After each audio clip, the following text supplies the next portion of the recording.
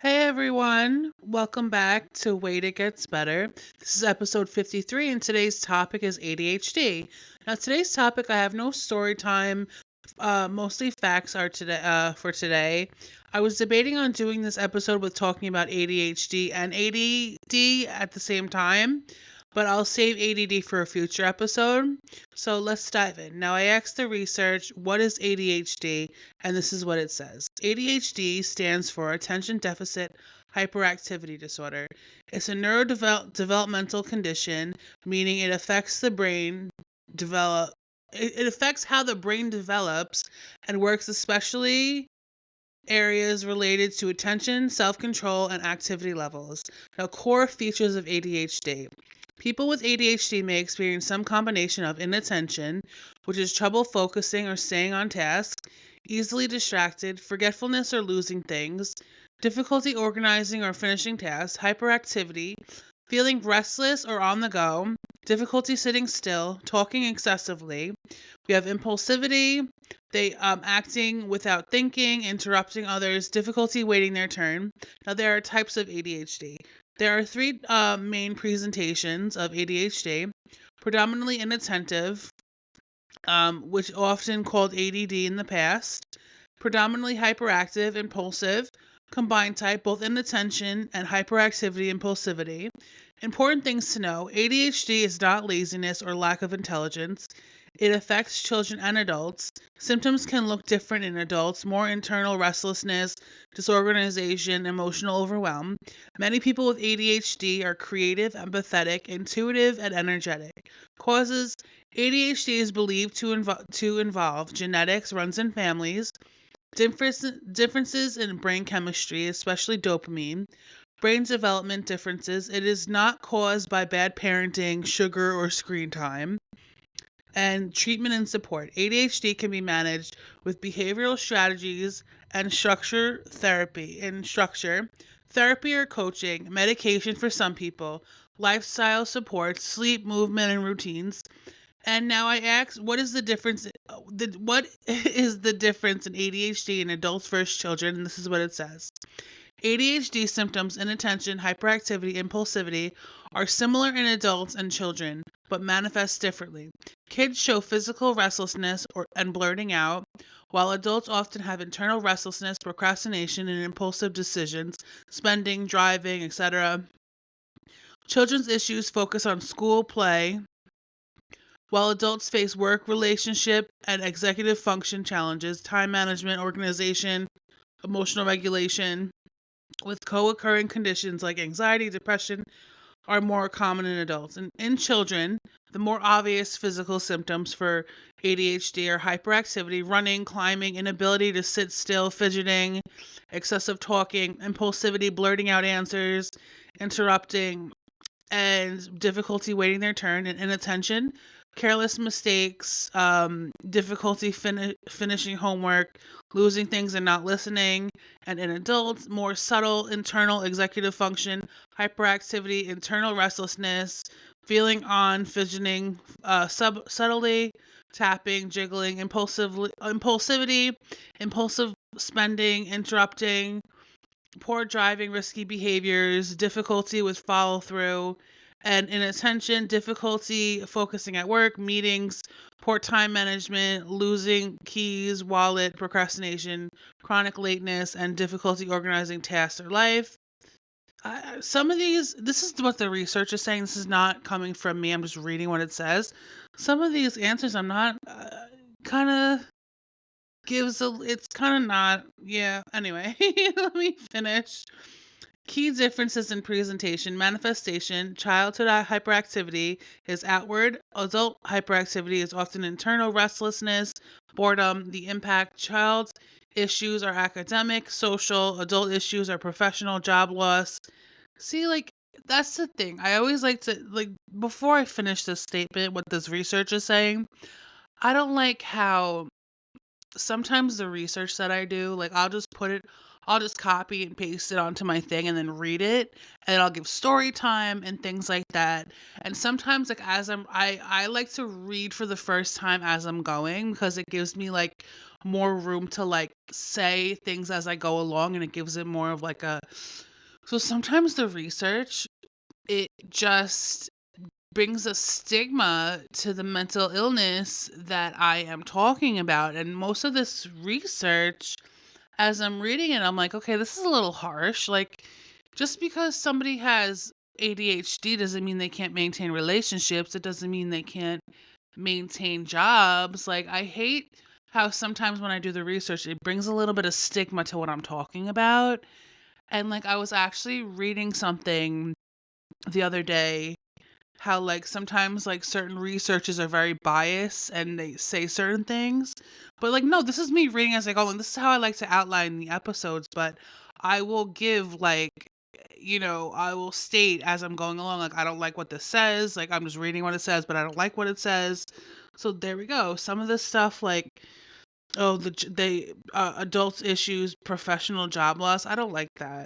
Relationship struggles, finances. That's kind of bringing like a stigma to it. So we'll skip that. I'll say it, but I'll give like coping. Adults develop coping mechanisms, high-paced jobs that can mask symptoms, co-occurring conditions, more likely to involve anxiety, depression, substance use in adults. Learning disabilities are more common in kids. Okay.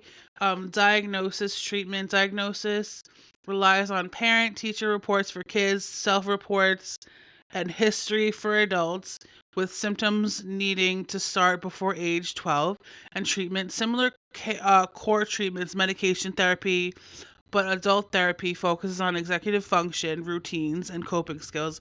Now, here are some facts about ADHD in women that, according to research, is sometimes often missed. So, ADHD in women often presents as inattentiveness, daydreaming, disorganization, forgetfulness, trouble focusing, and emotional dysregulation, mood swings, anxiety, hypersensitivity, rather than overt hyperactivity, masking symptoms with perfectionism or overthinking and leading to low self esteem, burnout, relationship issues or co occurring depression or anxiety, making diagnosis tricky. Common signs include poor time management, difficulty starting, finishing tasks, feeling overwhelmed, losing things, and overcompensating for perceived flaws. Now, you see, a lot of this research, yes, they can ring true with a lot of things, but I just, like I said, I want to state once again, a lot of these times that I could be like I could be reading what the research is saying, like, oh, poor time management. That is not true at all. Like, I know when I was doing bipolar disorder, there was a lot of misconceptions on there from the research, and I'm somebody living with this is completely different. Bipolar disorder is completely different from ADHD, but my point being that a lot of the research can sit here and be like, oh, well, you know, people with bipolar disorder have a hard time maintaining relationships or keeping jobs or time management. But it's like, okay, like, it's quite the opposite. I think that it's quite the opposite.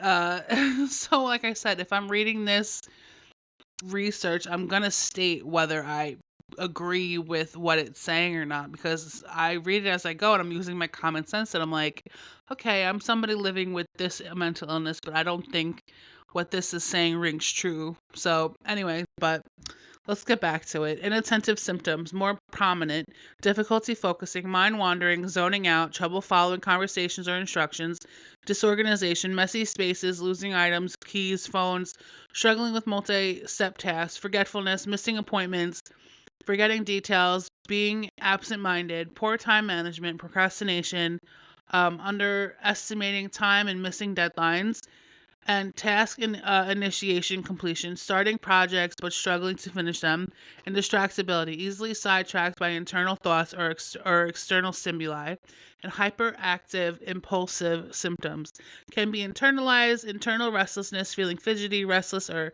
needing to move, excessive talking, being very talkative or interrupting others, impulsive actions, making quick decisions, impulsive spending, and emotional and social symptoms, emotional dysregulation, mood swings, high irritability, intense reactions to criticism or hypersensitivity, low self-esteem, feeling like a failure, shame, self-blame, anxiety and depression, higher rates of co-occurring anxiety, depression, and eating disorders, overcompensating or masking, working excessively, hard to hide symptoms, and perfectionism, and relationship struggles, difficulty due to communication issues or forgetfulness. Like I said, you can be somebody with ADHD and have the most successful relationship.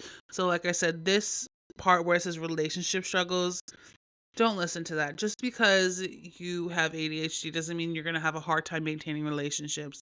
Not all of this research is on point with what, you know what I mean? So some of this I don't like, but I'm going to read it, but I don't like it. And I'll say that. I will say it. Take it from me, trust me. Um, why it's missed in women. Masking. Women often develop coping strategies to appear normal, hiding symptoms. Societal biases, stereotypes lead to girls, women being overlooked for ADHD, internalizing symptoms. Inattentive and emotional issues are disruptive than overt hyperactivity. Now, I asked, is ADHD diagnosed? This is what it said. How is ADHD diagnosed? Excuse me. This is what it said.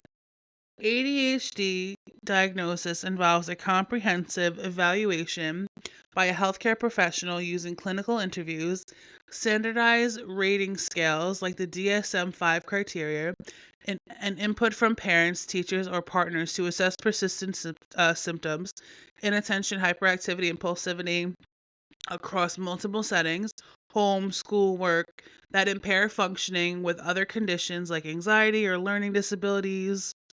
Ruled out.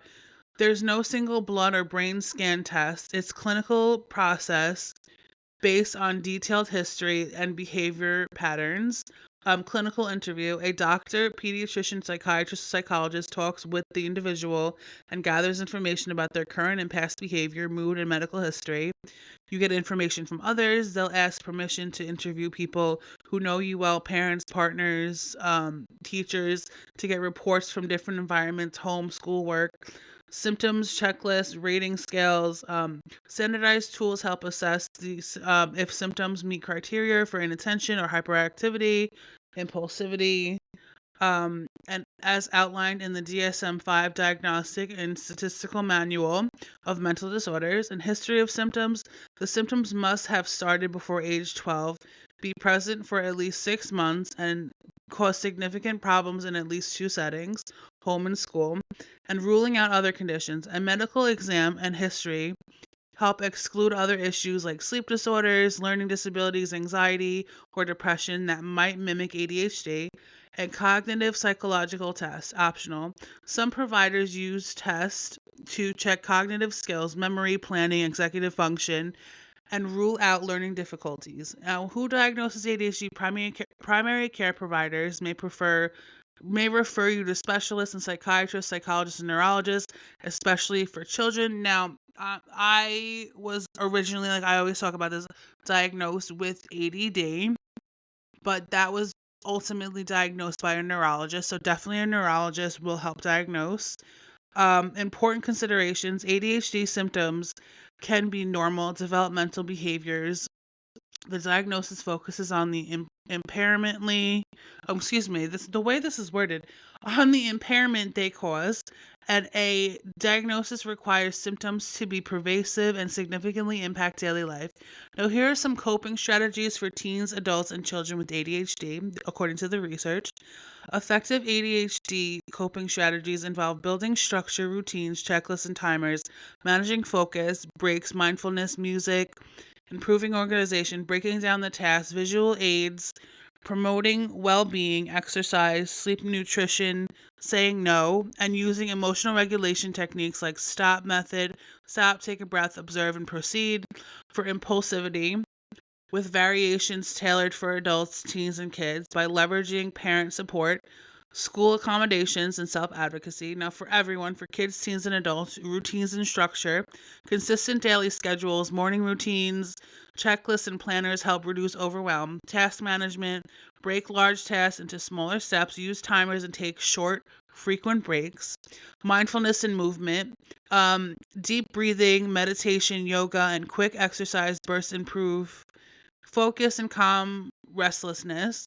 Environment, reduce distractions, phones, clutter, and create conducive workspace. Health basics, prioritize sleep 7 to 9 hours, regular healthy meals and exercise, and emotional regulation. Stop. Pause before reacting. Take a breath. Observe feelings. And then proceed with intention. And for kids and teens with parent and teacher support, visual aids, use planners, apps, and lists to track assignments and reminders. Definitely 100%.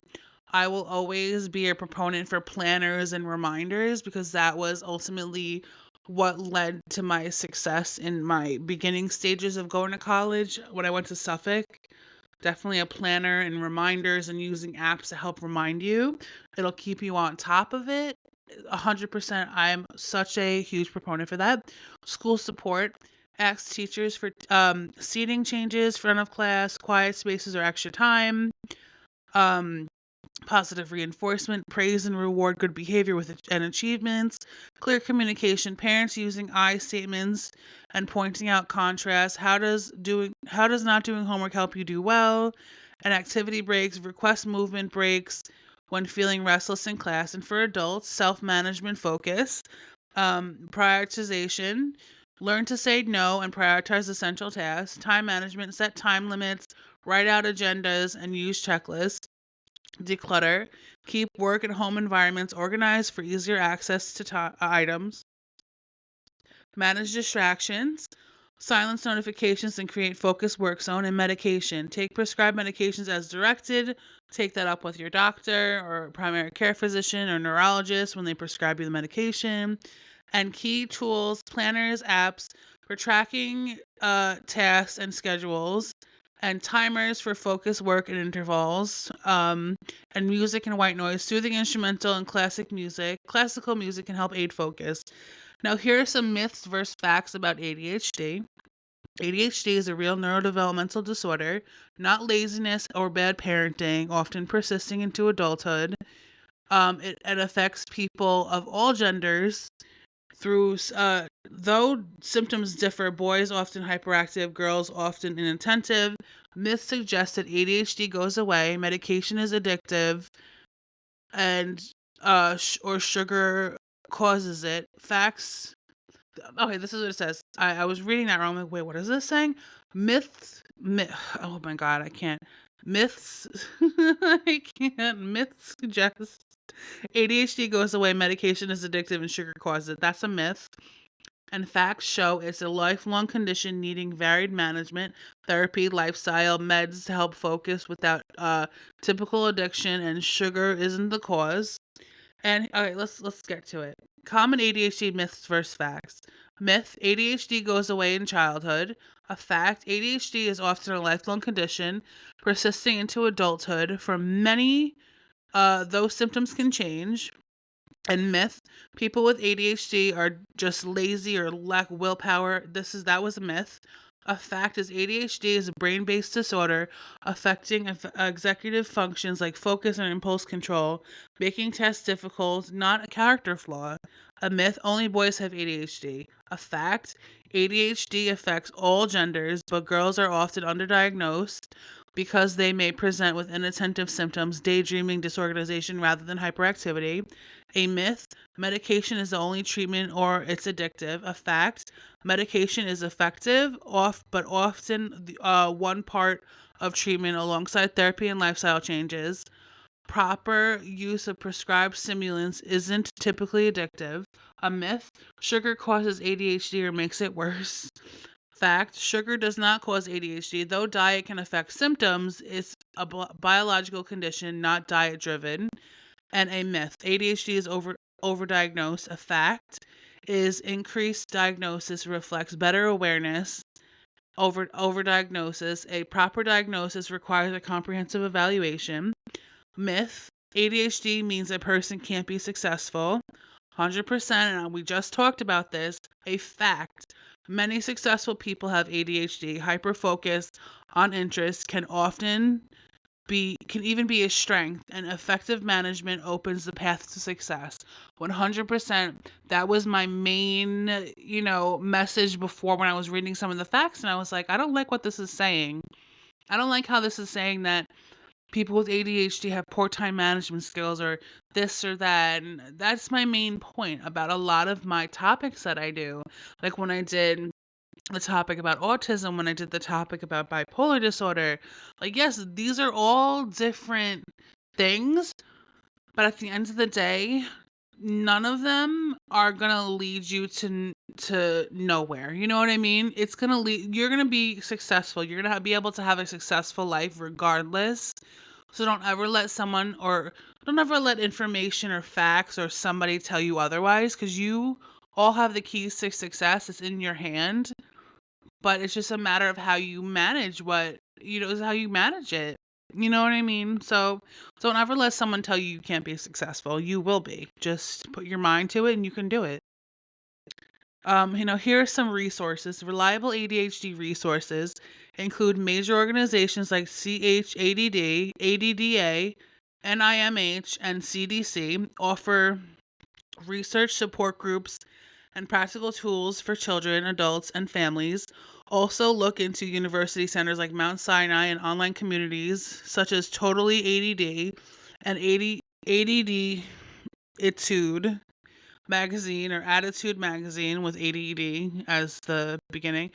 Magazine for evidence-based info. Podcasts like Chad's all things ADHD and strategies for daily living, medical professionals, parent resources like ADHD Together for tools, and crisis lines like 988 are also vital. Now, here are some key organizations and websites. CHAD, Children and Adults with Attention Deficit Hyperactivity Disorder, a leading nonprofit with a national resource center, NRC, for info, support, and events. ADDA, Attention Deficit Disorder Association, focuses on adults with ADHD, offering support, resources, and conferences. The CDC, Center for Disease Control and Prevention, provides evidence-based information including classroom strategies and communication toolkits. And NIMH, National Institute of Mental Health, the lead federal agency for mental disorders research including ADHD. NAMI, National Alliance on Mental Illness, offers help and resources for mental health conditions including ADHD. And ADDitude or Attitude spelled with ADD magazine, a major source for articles, strategies, and resources for all ages, and online resources and communities. Totally ADD, videos, forums, and resources for adults with ADHD. ADHD Together, free printable tools and checklists for parents, and How to ADHD, a popular YouTube channel with practical ADHD advice. And for immediate support, 988 suicide crisis line, call or text chat for immediate mental health support. University centers, institutions like ICANN School of Medicine, excuse me, ICANN School of Medicine at Mount Sinai offer expert resources. Healthcare providers, specialists in ADHD, are crucial for diagnosis and treatment. Now, here are some excuse me. I always mistalk. I bet you guys miss this. Here are verified, reputable ADHD resources. I talked about the CDC, but here is the information for the CDC ADHD Hub. It is www.cdc.gov/ADHD. And we have CHAD, and here's the website for that. I gave you the information for that, but let me give you the website. It is CHADD.org. And we have the ADDA. It is ADD.org. And then we have the Attitude magazine. It is I cannot talk today. It's www.attitudemag.com. It's ADDITUD mag.com. And then we have Society for ADHD. The website for that is societyforadhd.org. And we have insideadhd.org. We have How to ADHD. I spoke about that already. Yeah, so and then we also have the National Resource Center for ADHD via CDC funding. The number for that is 1-866-200-8098, and the staff can answer general ADHD questions and help you find resources. Yeah, so we have all that. Now let's get to the list. I love doing these because I love how when I talk about different like celebrities or people who are affected by the different topics that I do, affected in a way where like if I'm talking about like last Monday's episode, which was murder victims and their loved ones, or if I'm talking about autism, or if I'm talking about bipolar disorder, I love bringing up like celebrities who are also, dealing with it as well because I like how, if you're somebody who's a big fan of, for instance, like on this list, we have Simone Biles, we have Michael Phelps, we have Justin Timberlake, Adam Levine. So like if you're somebody who loves them, I know all those people I just mentioned, I'm a big fan of, but like I don't have ADHD, but like someone who does, if they're a fan of them, like it's great to hear it because you can do more research and be like, wow, like Adam Levine has ADHD. Like I'm a big fan of him. Like I look up to him. This is great. Like somebody I love has that. It eradicates the stigma with it so you feel like you're not alone. So anyway, let's dive into it. Many celebrities including Simone Biles, Michael Phelps, Justin Timberlake, Adam Levine, Channing Tatum, Emma Watson, Howie Mandel, and Paris Hilton have ADHD, showcasing how the condition manifests across different fields like sports, music, acting, and entertainment, with many using their unique energy and creativity to fuel their successes. Um, so let's dive in. So Simone Biles, the Olympic gymnast, has openly discussed her ADHD and medication use since childhood. Michael Phelps, the swimmer, found focus in the water, but struggled in school before his ADHD diagnosis, turning to sports to manage his energy. And I think I actually talked about this on previous episodes. I've said like I always felt it was so cool how when he was diagnosed with ADHD, his mom channeled that into his swimming and then look at him. Like, see what I mean? Like when somebody says like, "Oh, somebody diagnoses your child with ADHD," that's not the end all be all for them, or that's not the end all be all for you. You know what I mean? Like, look at Michael Phelps. His mom took that and ran with it, and he is one of the most decorated Olympists of all time. So is Simone Biles. So that's what I mean. Like, don't ever think that your diagnosis is the end all be all for you. It is just the beginning for you, and you can go places. A lot of people, like a lot of these people I'm bringing up, have been places, and they're going places. So Terry Bradshaw, the football legend, struggled academically but channeled his ADHD into highly successful sports career and now speaks about it openly. We have Justin Timberlake, one of my favorites. I've seen him literally multiple times in concert.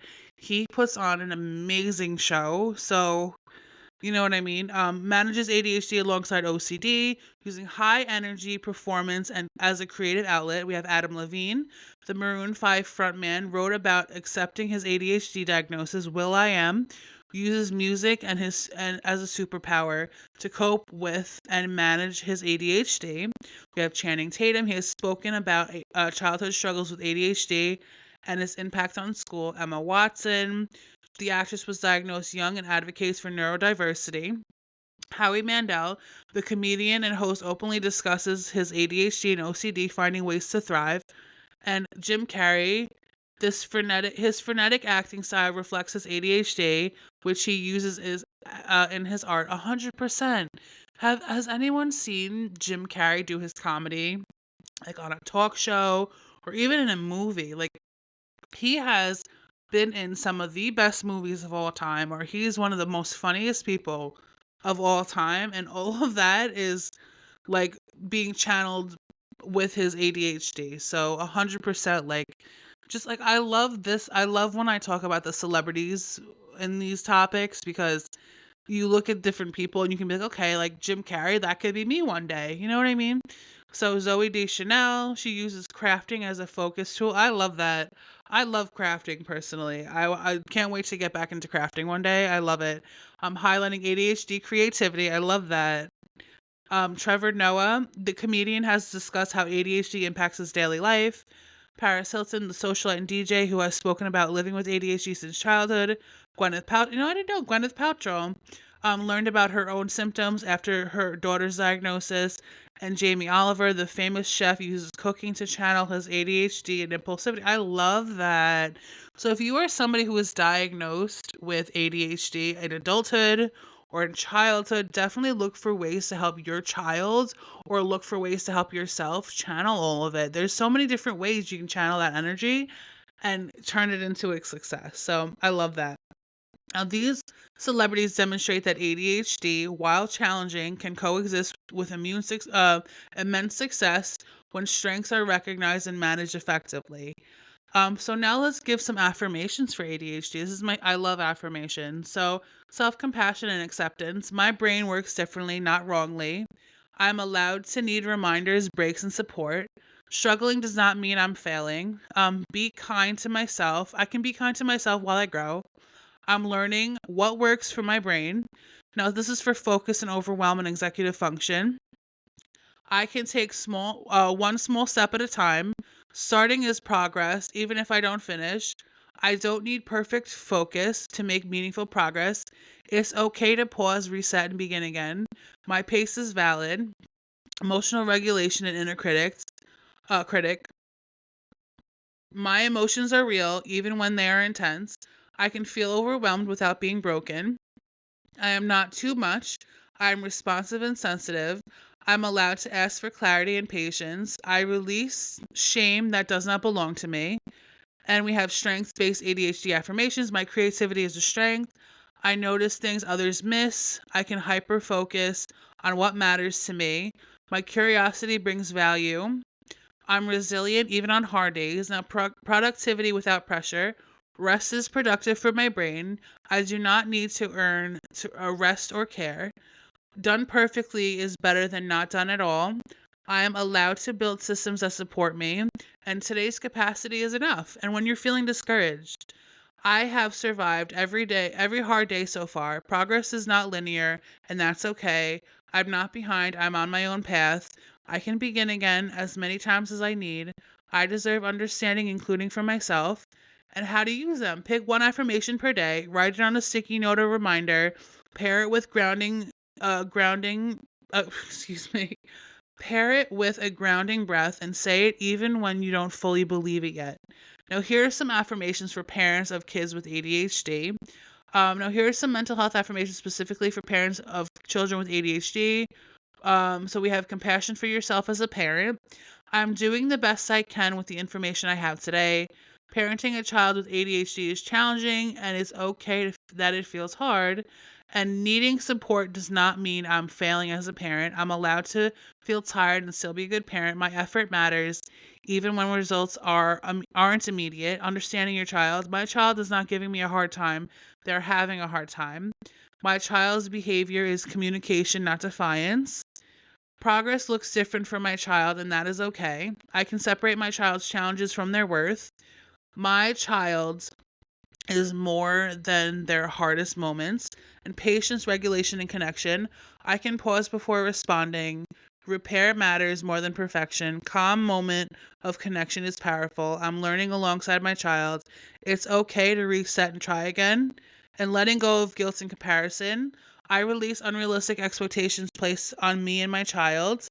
Other families' paths do not define um, ours. I do not need to parent the same way as others to parent as well. Guilt is not a measure of love, and I'm allowed to choose what works for our family. And strength-based parenting. My child has strengths that will shine in their own time. I'm helping my child build skills, not just follow rules. My love and consistency matter more than perfection. I see my child's effort even when it's messy, and I'm raising a capable, resilient human. And on the hardest days, today doesn't define my parenting. I can survive this moment without solving everything. I am not alone on this journey. It's okay to rest and breathe and regroup. Tomorrow is another opportunity to reconnect, and a gentle reminder you are parenting in a world that often misunderstands ADHD. Your patience, advocacy, and love deeply matter, even when they are invisible. Now, thank you guys for listening today. This was a little shorter than usual, but I hope you all enjoy your weekends. I'll be back next Friday. I know I released an episode Monday, but that was just because I wanted to get back into it. and I wanted to release an episode today, which is I'm only gonna do one episode a week. I want to stick to the Friday schedule, so that's why I'm releasing an episode today. So I hope you guys all enjoy your weekends. Next episode will be about depression. I'll have story time for that. I have a lot to talk about with that. As far as what's been going on with me recently, I will open up about it. The next one after that will be single parents and mental health. The one after that will be OCD. Um, and the one after that will be ADD. I'll do a separate episode for that. And then I'll decide about the one after that. So thank you guys for listening. If you or anyone you know is struggling, text HOME to 741-741, the crisis text line, for a free confidential conversation with a trained counselor at any time of day. Text or call 988 or use the chat function at 988lifeline.org. 988 continues to offer support to anyone who needs it, but no longer offers specialized LGBTQ plus support. If you're looking for that, call 1-866-488-7386. Text START to 678-678 or connect online at trvr.org/get-help for the same free secure support as always. And find more crisis resources at thejedfoundation.org/crisis. And the new lifeline given by Canada for the LGBTQIA plus community is 1-877-330-6366, or you can call the NAMI helpline at 800-950-6264, or text NAMI to 62640, or you can find the help tool. This is To Write Love on Her Arms, TWLOHA.com/help. Okay, let me read that again. This is find help tool is TWLOHA.com/find-help. And then you have peer support groups for To Write Love on Her Arms is TWLOHA.com/peer support. And mental health toolkit, you have mentalhealthtoolkit.co. And the crisis text line for To Write Love on Her Arms is text TWLOHA to 741-741. Thank you guys for listening. See you next time. Remember, this too shall pass. I love you guys. Stay well. Bye-bye. See you next time.